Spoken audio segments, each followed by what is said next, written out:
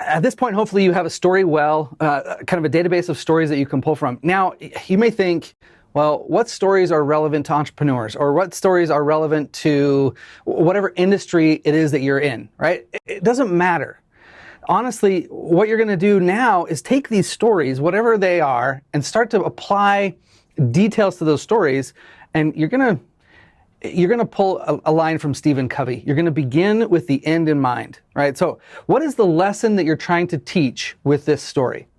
So if I'm trying to teach entrepreneurs, let's see, a marketing tactic, for example, fish where there are fish, right? Don't go somewhere where you know there's no fish. You're going to put bait on a hook and put it where the fish are, okay? That's what I want to teach marketers. Go to where your audience is. Figure out where they are and then go to them. Don't try to open a brand new blue ocean and do something that's never been heard of before.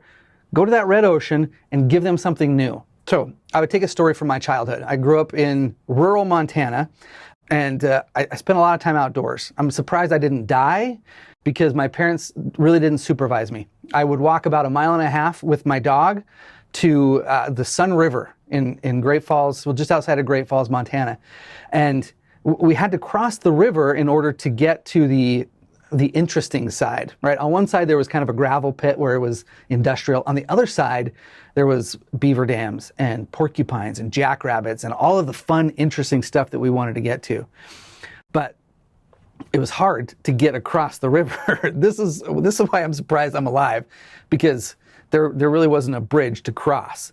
So I would go with my older brother and eventually my younger brother, but he was quite a bit younger. But my older brother and I, we figured out that if we tied a rope around our waist and one of us would swim across the river, it would wash us way downstream. But if we got stuck, the other one could pull us in. But by the time the other one got across, then the second one could follow and pull that string. And what we learned from this, what I learned from this, is that it's easier to follow somebody that has already broken ground for you. So if there's somebody that's already selling something in a market that you know exists, follow them. Don't try to go someplace new. Don't try to cross the river by yourself. Just go to where that market is.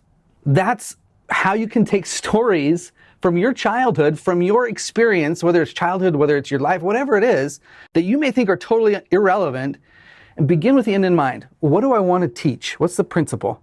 And how does this story and the lessons that I learned from this story lead to that principle? And surprisingly, as you practice this, it does take practice. You're not going to be super great at it at the beginning. But as you practice it, you will begin to see, all right, these are the pieces that I need to put in place in order to get to the moral of the story, the lesson that I want to teach. And that's how you add detail to your stories. That's going to let people connect with you, right? These are real experiences that you're pulling from. You're being vulnerable. Now you guys know that I have an older brother. You know that I have a younger brother. I mean, that's a personal part of my life that now you guys are a part of.